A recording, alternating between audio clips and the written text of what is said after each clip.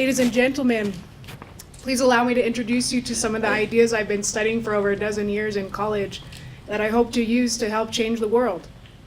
Urban agriculture and sustainability and supply chain management. This presentation is meant to be some food for thought. How do we get things to change? In Boulder, people demand change. The library there in April will be opening a cafe that has over 70% of the food locally sourced. What can we do? We have to start by examining our beliefs and behaviors and align our values. We can do this by buying local and growing local. At one point in history, food meant everything to our communities. Growing food showed your patriotism during World War II in the Victory Garden movement. In Cuba in the 1990s, they also experienced an innovative revival out of a need because they had no trade because of the embargoes there. So what's in a diet? Over time, the value of food has been corrupted by companies and marketing. How much of what's on your plate would your grandma recognize? Kids can identify over 1,000 brand names and logos, but with under 10 natural plants and animals to their native environment. It's fascinating how many people are adapting their diets to include more live, organic, and whole foods. People have understood in the last few years that our DNA is actually influenced and activated by what we eat. So how do we demand some change? The key is education and awareness, enlightening people about the power of plants. So why don't people want to change? There are many reasons not to change, even if you desire a healthier lifestyle. I know this myself from the struggles I have to keep living up to my own values that conflict between wanting natural and wanting convenience. If I only had better role models who could teach me to live simpler, to enjoy eating vegetables and fruits. But gardening is getting easier and it's going vertical. There are a lot of new plug-and-play systems that make vertical farming as easy as following a recipe. People can buy the window systems that they can put in their own home. The airports in Chicago and O'Hare and DIA have demonstration projects. Mostly these are using greens and different salad crops. In Japan, they're doing vertical farming like a factory. They're using aeroponic methods, which means they spray the roots with nutrient-dense water. It uses less than up to 90% less water than traditional methods. But in the US, we have a lot of different business models to choose from. Freight farms started in Boston. They are transferring old cargo freight containers into vertical farms. And it's a fail-safe method because you can use the smartphone to monitor the plant growth, and they will help consult if you have any problems along the way. Vertical farming is a good choice because it increases the overall efficiency of the space use. Of course, it is also challenging because there's a lot of need for electricity and lights. Tomatoes and lettuce are the first crops that have been experimented with and done well, but there's no reason why we shouldn't be able to experiment with all edible crops in a vertical and an indoor environment. In New York, they have a group called the Green Bronx Machine that's experimenting with living walls and bringing these into the schools and integrating them into the curriculum. Eventually, it will be great to see fruits and vegetables of all varieties that kids can enjoy growing and eating themselves. It's a very exciting trend, the farm to fork and farm to school programs.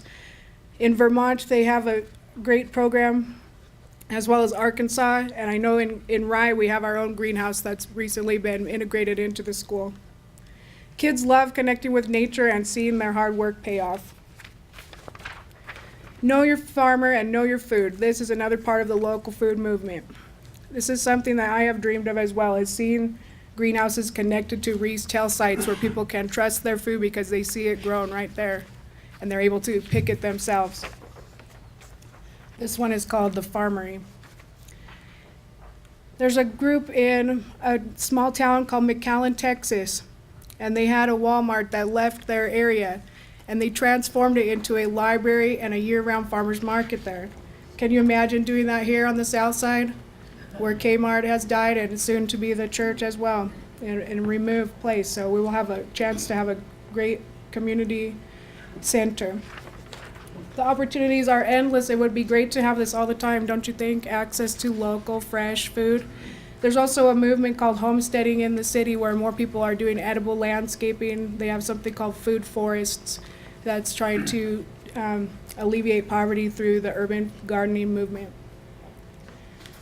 In California, they have something called VSAT, Veterans Sustainable Agriculture Training, and here in Denver, it's called Veterans to Farmers. They're creating jobs where none existed before.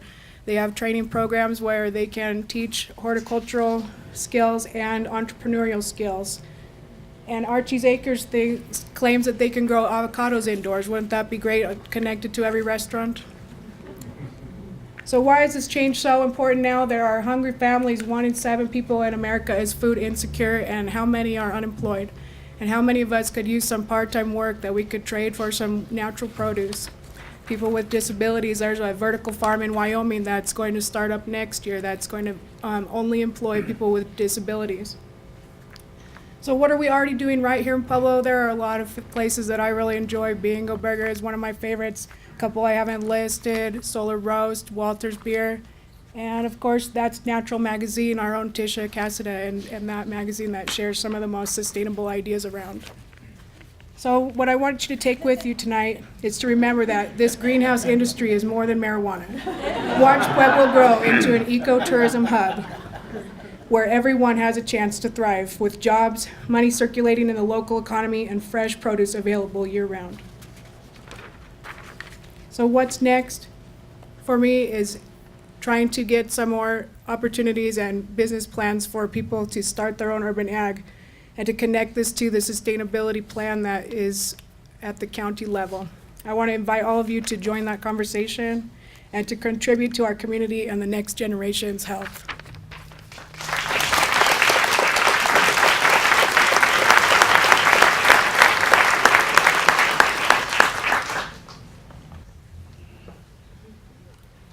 Hello, my name is Megan Murillo, and my husband and I chose to live in Pueblo and start our family 10 years ago. Sorry about the image quality of this slide here, but it was before iPhones and at the beginning of the digital age. When my husband started his medical career, I began exploring Pueblo with 3 children.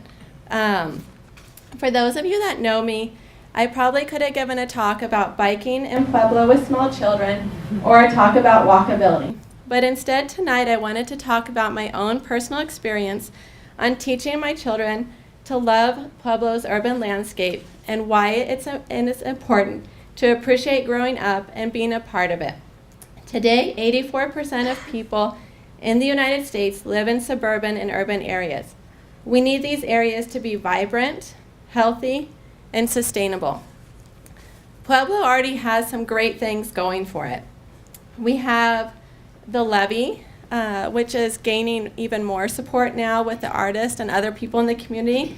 We have an amazing kayak course downtown, and we also have historical buildings like the Union Depot.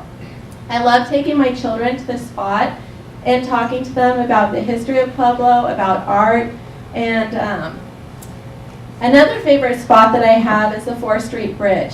And we were lucky enough that when they redesigned this bridge, they added wider sidewalks. And so now we're incorporating better infrastructure into Pueblo. And it's important to take children there to experience it firsthand. Another exciting thing that's happening in Pueblo is we are reinventing how we use public spaces. In the last few years, the Riverwalk opened up its channel for kayakers and paddleboarders. So now, any time of the year, you can go down there and get on the water.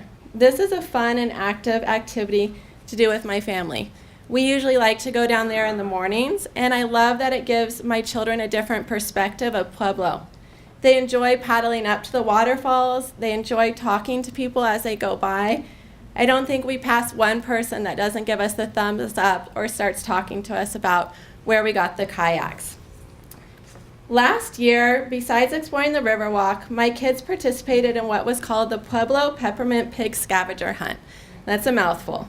But Gregory Howell at the Cadoya Gallery put it on, and it was set in the Artery, which is down by Main Street.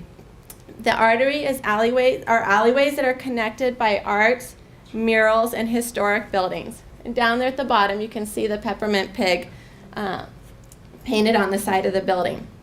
But my kids had so much fun exploring the alleyways, which were really quite clean. And they enjoyed the amazing murals. It was during summer, so it was hot. And the alleyways are shaded. They have amazing colors, and my kids just loved walking down them looking for the peppermint pigs. At the end, they found 6 pigs, and Gregory gave them each a Pueblo peppermint pig pin, and those were like their little treasures for a couple weeks. So last year, too, I was part of the design team of Central Plaza, and I took my kids to a lot of the meetings. I wanted them to learn that it's not just planners and construction workers that build places, but it's also community members. My youngest is Annie, and she's not quite yet in elementary school, so she attends a lot of the meetings with me. And as we went through this process, we would go out to the plaza and we would touch the planners that they were building. We would talk about what we wanted it to look like, how we wanted it to feel, what colors we liked, and it was just a great hands-on project for her. My other child is Luca, and he had an opportunity to participate in a community day that really lifted Central Plaza off the ground. And one of his favorite things, besides painting, was laying these pavers in the plaza, and he just really felt connected. Here's my oldest, Sophie, and she was part of the grand opening with her and her friend Thalia. They got us served the cake, and it really gave them a sense of pride and place in the event. And their artwork was hung up in a window nearby for the event. Part of the grand opening of Central Plaza had the placement of a time capsule. And this was a great, again, another hands-on activity that connects kids with community members, and it really gives them a special sense of place to be part of the placemaking project.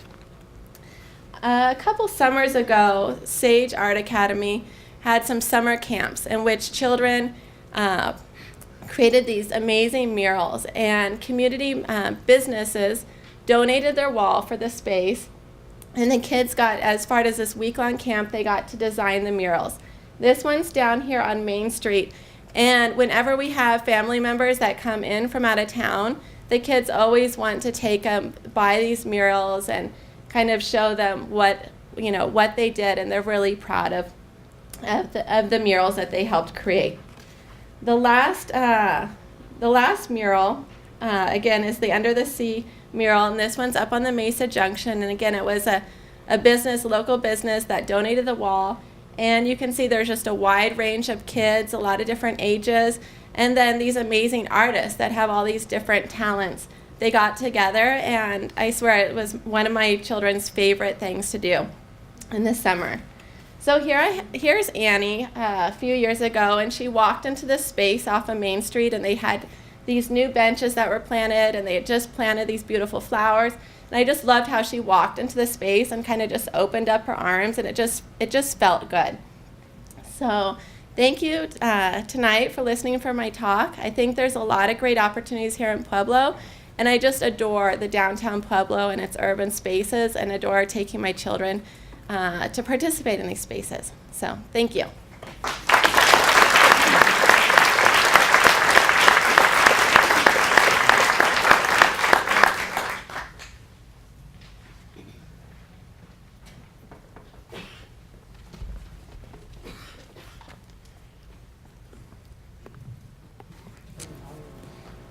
皆さんこんばんは。今夜私は今日のペチャクシャでプエブロの経済のことについてちょっとだけ話していただいてありがとうございます。I don't know how many of you speak Japanese, but my whole search for understanding the Pueblo creative economy is like studying a whole new language. And there's lots of definitions on those industries which have their origin in individual creativity, skill, and talent, which have a potential for job and wealth creation through the generation and exploitation of intellectual property. Sounds like a lot, But what's amazing about Pueblo is that we've just got amazing assets, amazing resources, many of them disconnected, but available to us instead of recreating the wheel. And one of the things that's really essential for us in this whole process is actually looking at where all of these clusters actually fall in our community and in our economy. One of the biggest parts is actually connecting people to respective clusters. And really, the creative economy boils down to the individual, to the human element of this whole particular process. And we're so used to identifying investment with actual, return on capital goods and things of that sort. But now it's really about the people, and it's about finding the right skills at the right time and having the right plan. So it really is boiling it down to a very, very basic element.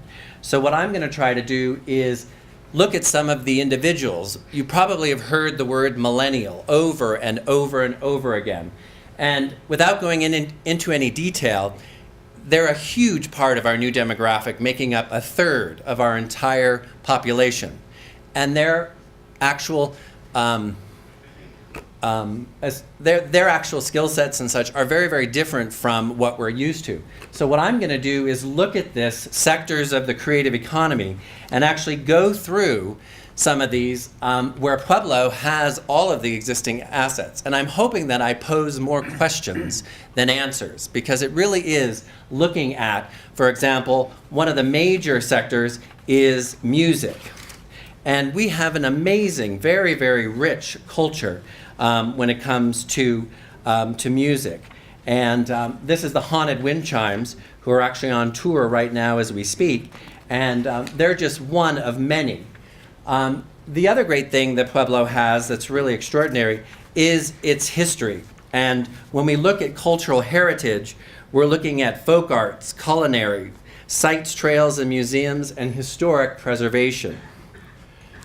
This is a great map that just shows you and goes back to 1889, 1890. Another great thing is food and agriculture, which involves farming, food products, agricultural sciences, restaurants, and culinary tourism. I was so excited to hear the first presentation because it's really an essential component of this new creative economy. The creative corridor. Creative corridor, of course, we're looking at visual arts and design. We're looking at performing arts. We're really fortunate to have such an incredible creative corridor and a team of people that really are integral in this whole process. And if you do a Google search for creative economy, one of the first things that comes up is Pueblo's creative corridor. The other thing is our infrastructure. And when you look at our built environment, which involves architecture, civil, structural, and mechanical engineering, builders, city planning, and landscape architecture. Megan just previously gave a lot of information about Central Plaza, which this is a photograph, previous one. But the other thing is sports and recreation, which is sports, recreation, training, outdoor and nature-based recreation, which is also part of health and wellness. And when we look at the next slide, I put this in because we have just such incredible, when you look at just the history of the steel mill, all the way back to 1872, through its whole history, and the movement of immigration to Pueblo, and the cultural diversity that actually exists here. It's pretty extraordinary. It's a story that's told, but I think it really needs to be elevated to another level. Another big part of the creative corridor, the creative economy, is the university systems and all of the other higher learning institutions, PCC, any technical colleges, any of those particular drivers, as we call them, are an essential component of really pushing the creative economy forward. Another big part is when you start talking about the literary arts, which is authors, writers, journalists, poets, digital arts and graphic novels, bookstores, and publishing. The Pueblo Progressive Poetry Project is something we started last year, which is also connected to CSU Pueblo, but another example of the resources and the assets that we have. Another big thing is health and wellness, You look at traditional and integrative medicine, hospitals and clinics, preventative health, spas, gyms, and fitness. This is St. Mary Corwin. We have Parkview. We have a number of amazing facilities, assets that we have. I throw this slide up because it really says a lot about Pueblo. And Megan touched upon this, but we have, the world's longest outdoor mural, which is now being rethought through an infrastructure change, but it also offers us a huge opportunity to take it to another level.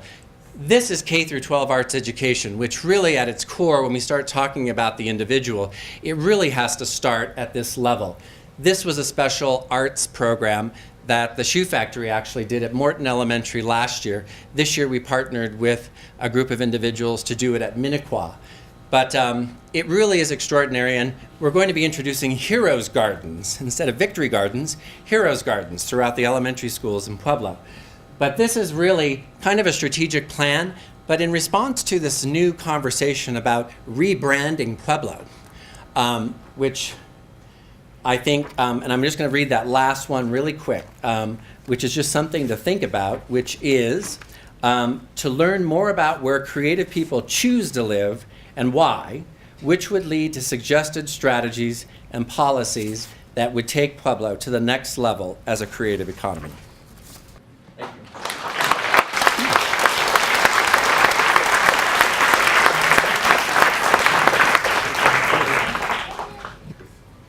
Hello, everybody. I'm here to talk about the Walter Brewing Company. Thank you. One clap. I know a beer lover too, because I recognize it. All right. We'll see you at the tap room. Walter Brewing Company began in Pueblo around 1889, and the history behind the brewing company is actually from Wisconsin. Now, the Walter brothers, and this is the primo Walter brother, Johannes Walter, John Walter, back in Wisconsin in the 1800s, led his brothers to begin a dynasty which would become the largest group of brewing brothers in the U.S. One of the brothers, Martin Walter, is, and this will give you a good idea of the great German stock that came over and created the beer. But bottom line is, Johannes is in the top row and just right of center. And then Martin Walter is over here to the very left. He's the first gentleman on the top row to your left. This is the brewery that existed at La Crosse Streets over on the east side of Pueblo. And the brewing company itself, you can see its Gothic architecture. And the nice thing is they used to pump out, at their height, 650,000 barrels of beer a year. A lot of people ask me, what happened to the old brewery? And I'll get to that in just a moment. This is a great group here. These are some of the second generation of brothers in Wisconsin. And one who is one of my favorites, sitting down just fourth from the left, Carl Walter. Carl just passed away in the last 2.5 weeks. Great guy.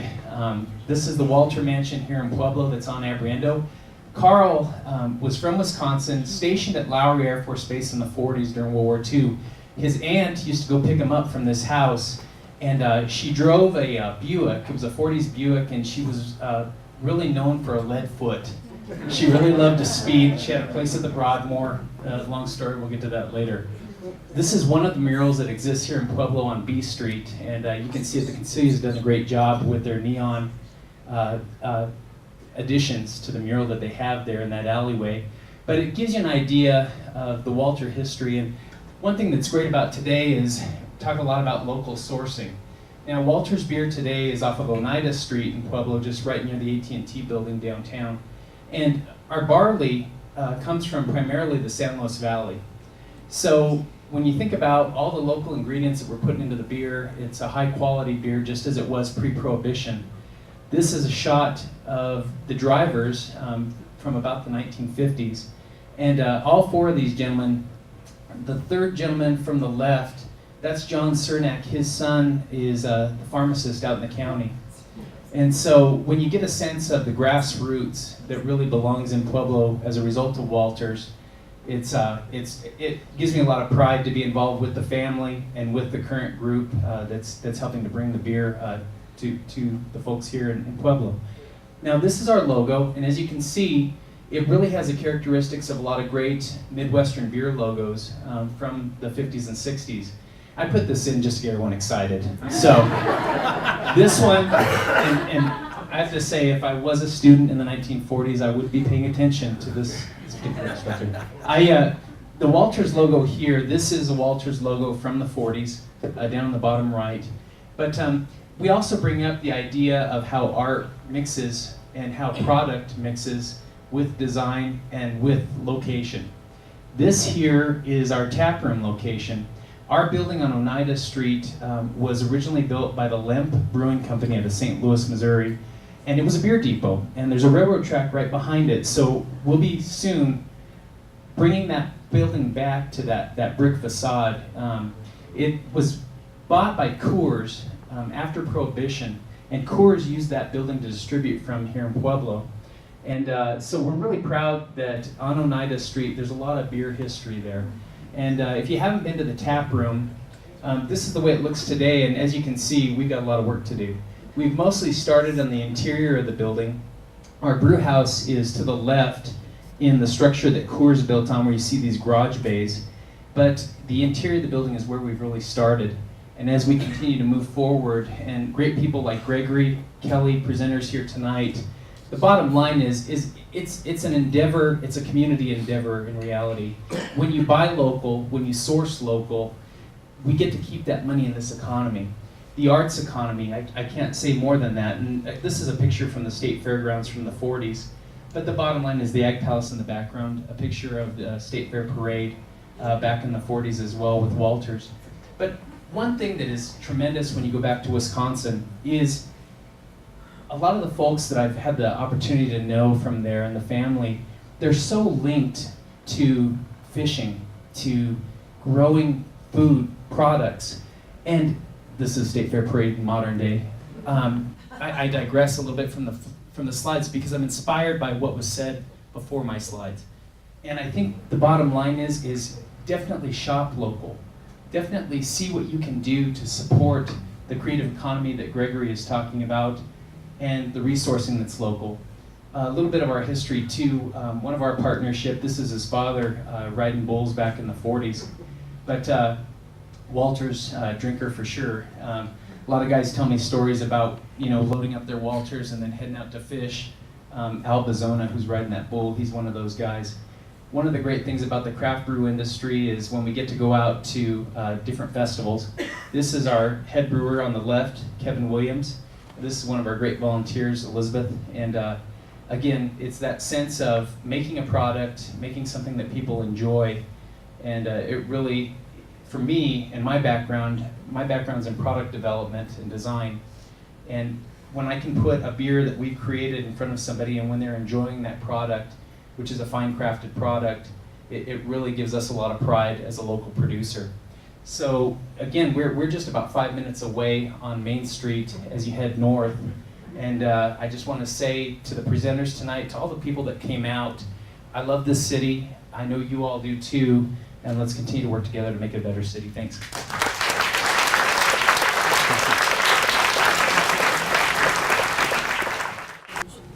My name's Amy King, and while I was born and raised in Lewiston, New York, Pueblo's my home. I love that we're home of the heroes, and have often wondered what would happen if all of us in Pueblo embraced and expressed our inner hero. And as a result, we elevated Pueblo to a place where we can all realize our highest potential. I'd like to tell you a story about some of my heroes. This past year, Minnewa Elementary was invited to join schools from around the world to participate in the Heroes Project, an exchange of art and essays about who inspired them and why. Minnewa embraced this heroes message, transforming into a heroes incubator almost overnight, lining their halls with heroes and messages of inspiration. Students and staff now receive Kucha being a hero slips, awards, and t-shirts, while an outpour of support came from community volunteers, shoe factory artists, offering their help. The children also got a most auspicious visitor, Ken Rinpoche Lobsang Setan, founder of Siddhartha School in Ladakh, India, and home of the Heroes Project. Rinpoche shared an amazing story of inspiration, education, compassion, and finding peace within. Spot-on article in The Chieftain if you haven't seen it. Weekly, artists and writers came to Minnequa, sharing their time, talent, and guidance. There was joy, there was frustration, there was even tears. And you should have seen the kids. Kidding. Seriously, the youth really stepped outside of their comfort zone. While there was a range of heroes and heroines, some common themes emerged. Those who had courage, those who encouraged, and really just those who cared. But what also emerged was a new sense of pride. The children were given new opportunities and were being recognized in their community for their accomplishments. The Dalai Lama even found his way to one young artist's heart. Weeks before, Jacoby may not have recognized his spiritual leader, but the power of one unexpected visitor, not only does Jacoby know India, he finds inspiration in this peaceful leader of the East. So really, heroes transcended all creed, color, even species. This one's a dog. The children ultimately agreed. A hero was less about accolades or being a celebrity, and more so, a hero was someone who makes the world a better place. Some local heroes also joined Minnequa in the celebration. Teresa Vito generously did a live portrait of her hero, Dave Van Manen. So here's Teresa Dave Van Manen, who the children know as the father of the mountain park and the Earth Studies program, spending time with them in their school, honoring them and their accomplishments. And while Teresa was capturing the essence of her hero on the canvas, young artist Allie, who's in the audience, found awe and inspiration in her new hero, who had not only shared her wonderful talent, but also her amazing story about pursuing her dreams to be an artist here in Pueblo. But I'm actually not here to tell you about the Heroes Project. I'm here to share with you something much bigger, what we've observed when a caring community steps up for their youth. Now, this wasn't a controlled study, and there were many variables, mindfulness messages, new practices, and now additional volunteers, but a staggering drop of almost 60% in discipline referrals at Minnequa from last year to this got everyone's attention. The Search Institute cites that the greater the number of developmental relationships for youth, the greater the likelihood of success in education and life. What does it mean? Increase engagement, academic motivation and achievement, improve behavior and social skills, decrease behavior, discipline, crime, drugs. On another angle, the Hawthorne studies of the 1920s found that by adding observation, caring, and attention to the workplace, not only did productivity increase, but also morale. So maybe we're onto something. Now, Petco and other leaders have shared that the number one question of prospective businesses looking to locate to Pueblo is education, followed by crime. What's key to recognize is that these issues, along with other social issues, domestic violence, poverty, dropout, on and on, cluster together, overlap, and are interconnected. What if, by sharing ourselves, our time, our attention, our resources with youth, we were able to change the trajectory of just one young person? What if we could impact 2, 3, 4, or more, and as a result, we could impact the trajectory of all those areas on our endless knot? If we need convincing as to who the future of Pueblo is, check out this graph from the most recent Livability Pueblo issue. 31% less than 18. Parents want their children to be successful, yet in addition to the home environment, what kids are exposed to in the schools, in the streets, and amidst their peers greatly impacts their view of the world and their possibilities. Now, it'd be easy for all of us to say, well, schools need to do that, and government needs to do this, and Pueblo needs to fill in the blank.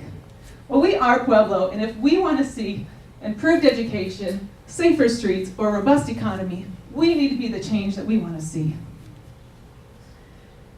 When children have opportunities and options for future, new doors and paths open that weren't there before. We can't pursue what we don't know. A few weeks back at Minnequa doing a career skills exercise, a young boy started crying. He said he didn't have any skills. He said he wanted to be a mechanic, but he didn't know any mechanics, and there was no one he could talk to. We all have something to offer, and everyone working with children in schools are making a difference in countless lives. I believe that Pueblo is on the cusp of true greatness, but it will take the village. There are many ways to make a difference, and now there's one more. For those ready to share their gifts with Pueblo's youth, please consider being a hero of Pueblo schools. Be him. See us after.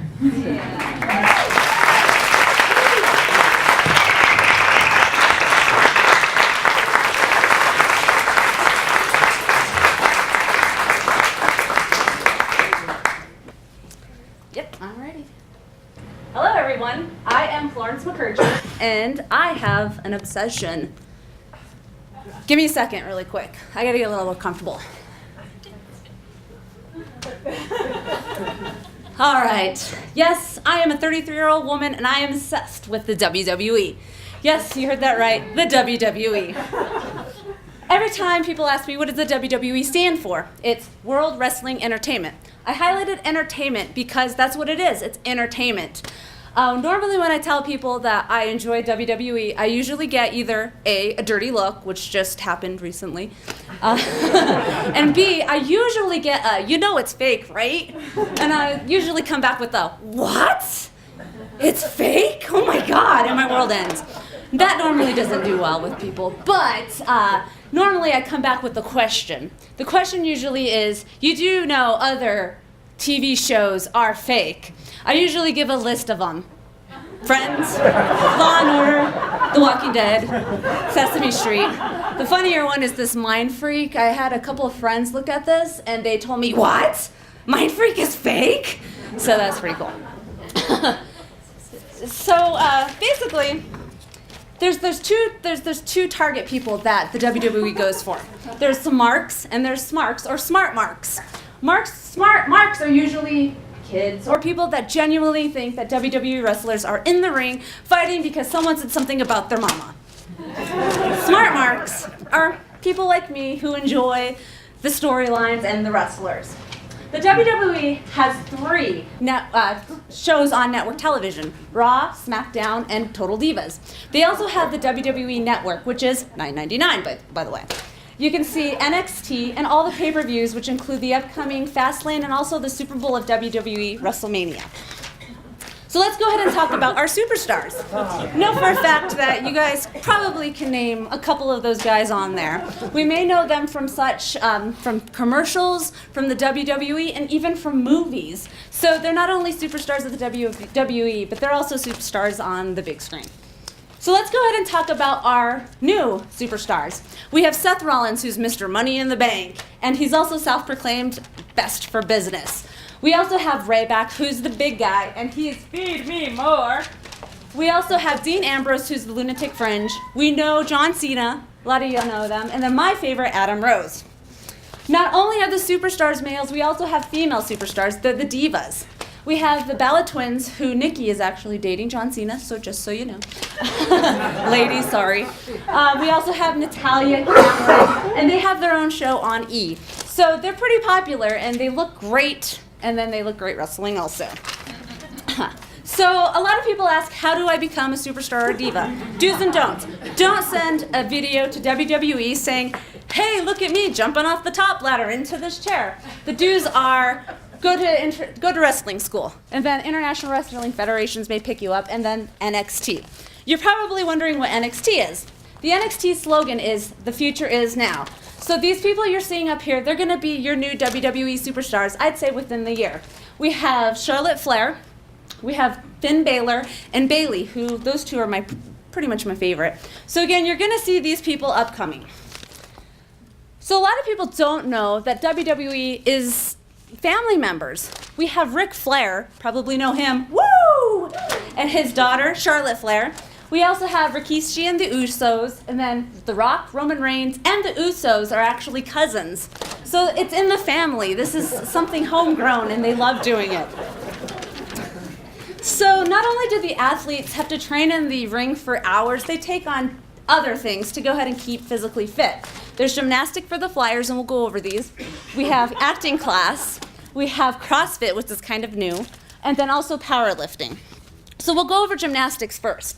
Mr. Money in the Bank, Seth Rollins, states that he never went to any kind of gymnastics whatsoever. He said he learned all of his skills from jumping on his trampoline when he was a kid. I suggest don't do that. A lot of these guys, okay, let me go ahead and start here. The top rope is 6 feet from the mat. So these guys are jumping like another 2 feet. So they're 10 feet off the mat jumping on someone. Kind of dangerous. Acting classes. There's 2 types of superstars. There are people that are hills, and those are the bad guys. Those are the guys that you just do not want to see in the next episode. And then you also have your baby faces, which is like John Cena. They're the guys you're rooting for, you want them to win at the end, and you just love them and you want to squeeze them and hold them. Like John Cena. We also have CrossFit. That's kind of new. These girls and guys, they want to get their cardio in and also their weightlifting. So this is a good thing for them to do. That cardio is really important because they're in that ring for 4, 10, 15, 30, however long their matches are. So it's really important that they do this. Next is powerlifting. I like to use John Cena as an example. He just recently lifted up the Big Show, who is 425 pounds, on his shoulders, squatted him, then threw him across the ring. So he needs this powerlifting to make sure that he's safe and also the Big Show's safe when he does that. So with all the lifting, all this, it may be fake, but their injuries are not. These are kind of the not gruesome items that I found. Bumps, bruises, scars, it's all that. They sacrifice their bodies to bring us entertainment. So there's a little bit of food for thought.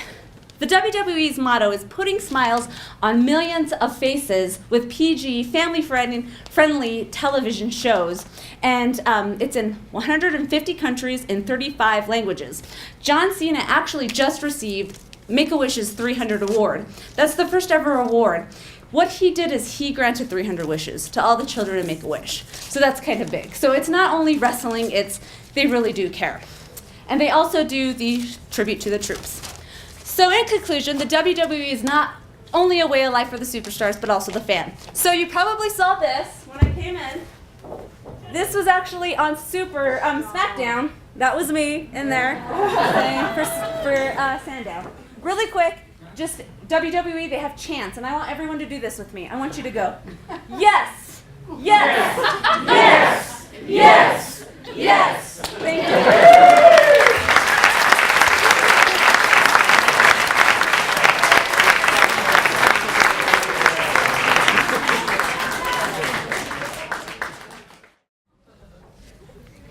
Yeah, I think that's close.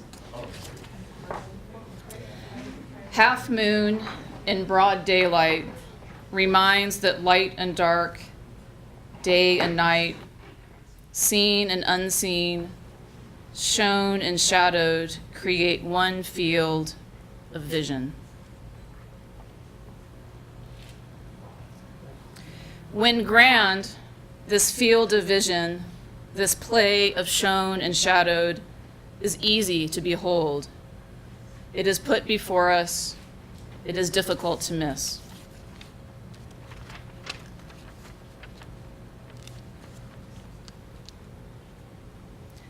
Sometimes we encounter the syzygy, the yoking of bright and dark, of surface and depth, in more ordinary locales, along paths close to home.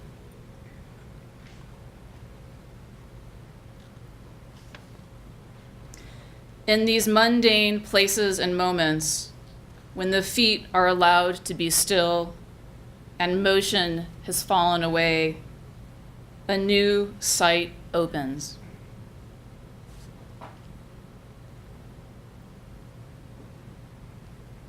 Here, what is light, what is shadow, what is liquid, what is solid, becomes less clear. Yet in this blurring, this vision of porous edges, a different clarity emerges.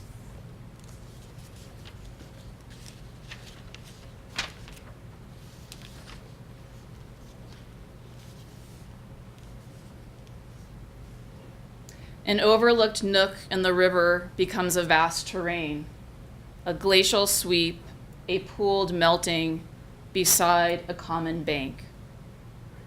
Here, light and dark, surface and depth, water, stone, leaf, twig, Do not merge into a shapeless gray, an amorphous collage of natural things. Twig, leaf, stone, water, ice shine forth distinctly, even as normal modes of separation become suspended in the partially frozen elixir of nature's oblivion.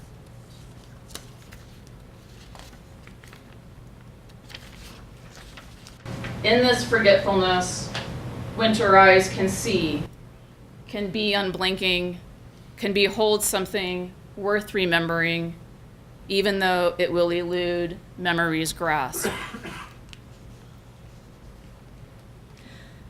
Unable to hold on to this new sight, we would do best to simply look, to see the looming and luminous detail with attention, to tend both with quiet rapture.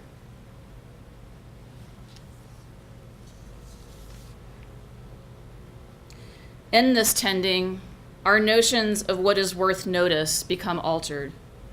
Texture, shape, tone beckon through the interplay of detail.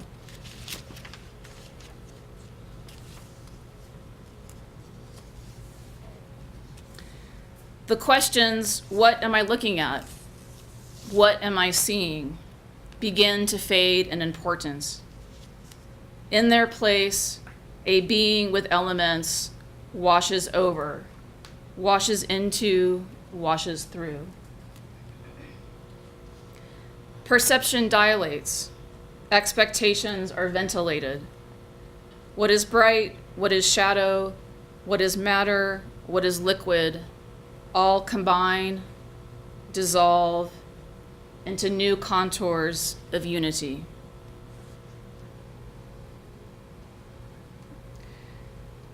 We have been told and know that map is not territory. But what becomes possible when our eyes actually inhabit this truth?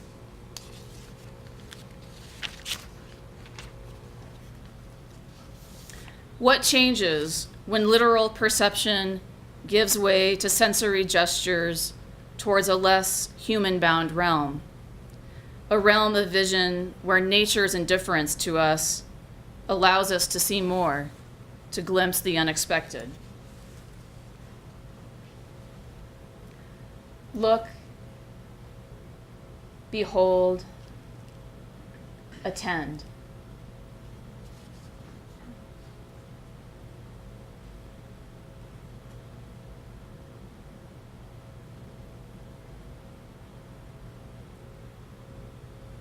Simone Weil wrote this: attention, taken to its highest degree, is the same thing as prayer. Extreme attention is what constitutes the creative faculty of man.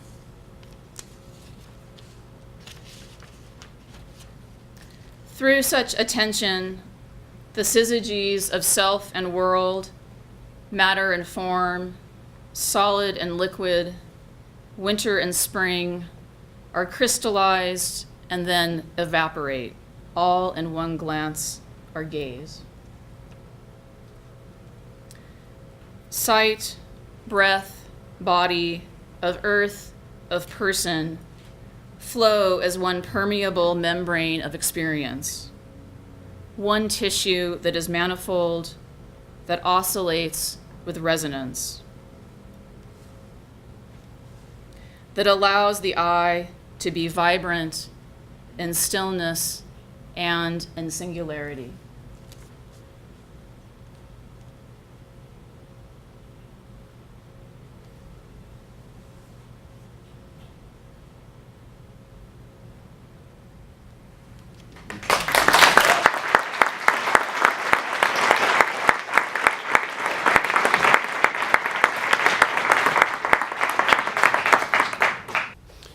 Good evening. This is a diagram by Kenneth Boulding. Practical economics is cost-benefit analysis. You set the buying and selling price. The result is profit.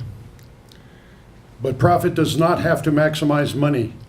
It could maximize utility. Obviously, to compute profit, simply subtract your total costs from your total revenues. Ask what quantity of widgets per day is the profit maximizing quantity. Where the difference is greatest, the profit will be the most.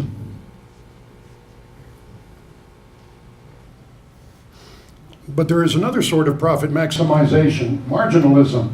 Here are four pretty girls. Their average weight is 150 pounds for a total of 600 pounds.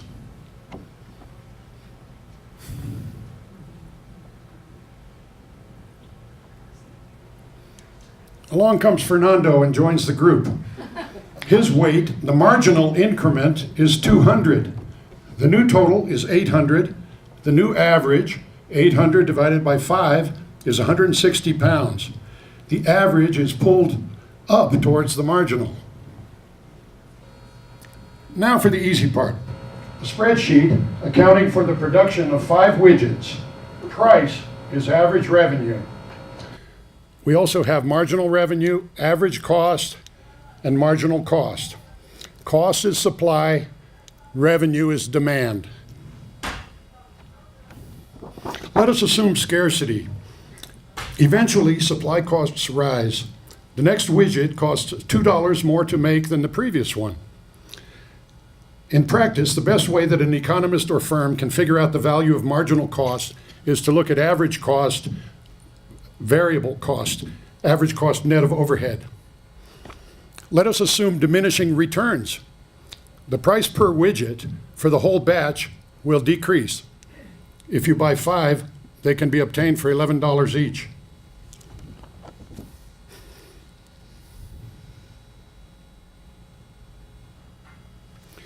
The average cost of just one, $7, is the same as the marginal cost. The average cost of 2, 7 plus 9 divided by 2, is 8. Here the average is pulled up by the marginal.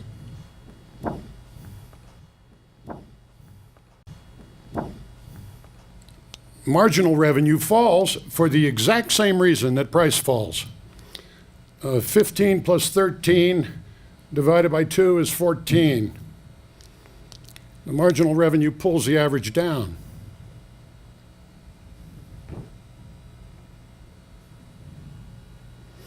The producer faces rising costs and declining price. Should she produce and sell 5 widgets, she will break even at 5 times 11, $55 total.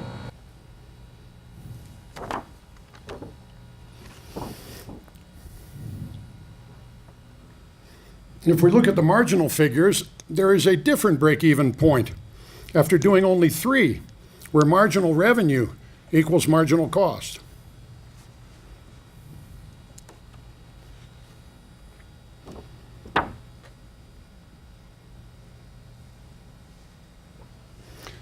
Here are all our numbers based on the 2 assumptions: eventual scarcity and diminishing returns, or satiation.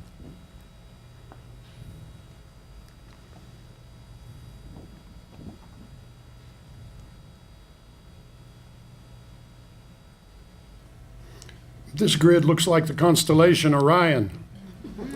It is the general shape of any such data, including the right-hand side of cost curves that are U-shaped because of initial economies of scale.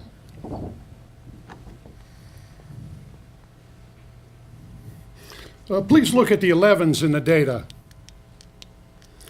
You will observe that they occur at the intersection points of the averages and the marginals. But the 2 equilibria are at different quantities, 5 and 3, respectively.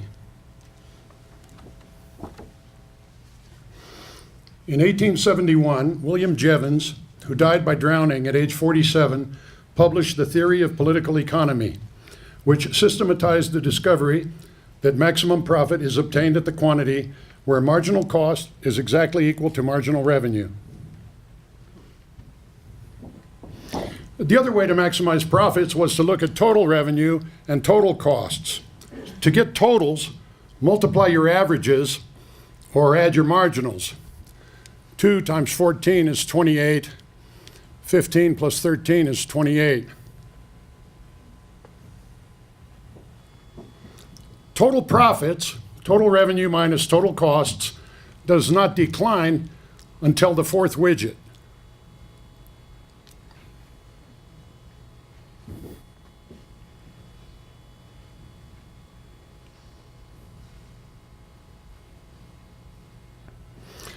For the quantity 3, total revenue is 39 and rises to 55. Total costs are 27. And profit, the difference, is 12.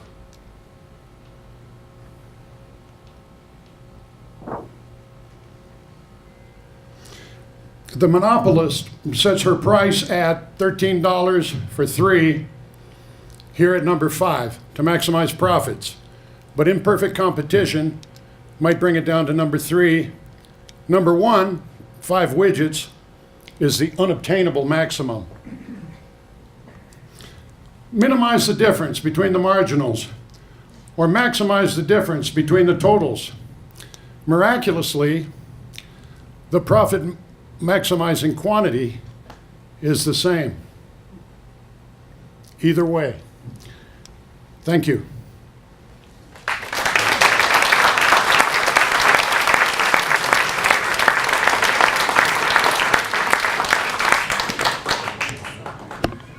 If you would like to see that show and study it, go to professor.max.us.